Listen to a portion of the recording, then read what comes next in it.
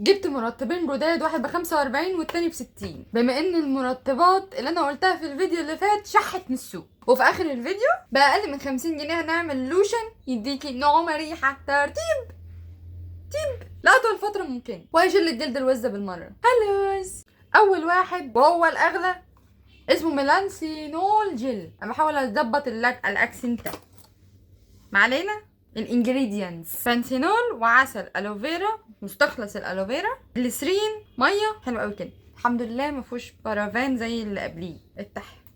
ايه في ريحه. انا بتفائل لما ما الاقيش ريحه. بصي تحسي كأن في فراغ جوه الدنيا. ايه ده جل. سبحان الله، ما هي مكتوب ان هو جل. ذكاوة جي. حتى على لسه على طول. بلاش. هو ما فيهوش ريحه خالص، ودي حاجه حلوه على فكره.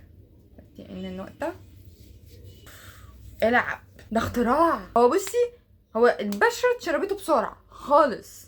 ماشي. وانا بحب حاجه زي كده، يعني مأساتي مع الشال جيم ان هو بيدي كاست ملزق شويه. ده بصي، ده الدنيا حلوه خالص، وبنقطه بسيطه يعني الدنيا بتتوزع في كل حته. حطيت في كل حته. بس كترتيب ما اعتقدش ان هو هيقعد وقت طويل. انت مش بس هتستكفي بالصبح وبالليل، لا انت هتحطي كل شويه. ترتيب مش قوي. هو حلو وماشي ومن غير ريحه وكل حاجه، بس الترتيب مش قوي. شغال. خش على بعده. اكتر نوع شفته في الكومنتات وهو سيرا بانسينول او شيرا بانسينول، وده حرفيا 3/4 الكومنتات كانت بتتكلم عنه. ingredients: جليسرين، بانسينول، بارافين، sunflower oil، بي واكس. هو فعلا هو في ريحه بس مش قويه، ريحه عاديه. ما فيش حاجه تتشال ولا كده.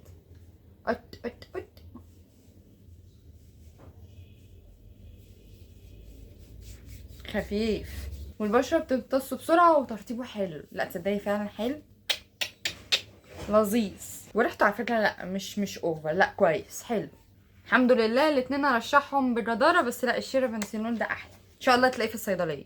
هنجيب علبه فاضيه محكمه الغلق، وهنجيب الكرباميد او البانسينول العادي. وبما اننا بنحتاج الكريم ده بعد الشيفنج والسويت، فاحنا مش هنحطه كله، احنا هنحط بس نص العلبه. بعد كده هنحط نقطتين من اي زيت عطري عندك، زيت برافان، زيت ورد، زيت لافندر، حاجات اللي هي بتبقى ريحتها تحفه دي. او هنجيب البرفان المفضل عندك وترشي كام رشه كده. وطبعا احنا الخلطه دي مش هنستخدمها بعد السويت والكلام ده، لا ده احنا طالعين من دش عادي ما عملناش فيه حاجه جوه. وهنقلب بقى الكلام ده كله في بعضه. هيطلع معاكي احلى لوشن باحلى قوام، وريحته قمر، وترطيب بقى مش عايزه اقولك. حط سويه هنا. وهيقعد معاكي اطول من اي لوشن ممكن تجيبيه. يعني معظم اللوشنز اللي انا اشتريتها كان اخرها تقعد معايا ساعتين 3. ده هيقعد معاكي طول اليوم لحد تاني شاور هتتشوريه. بس كده. باي.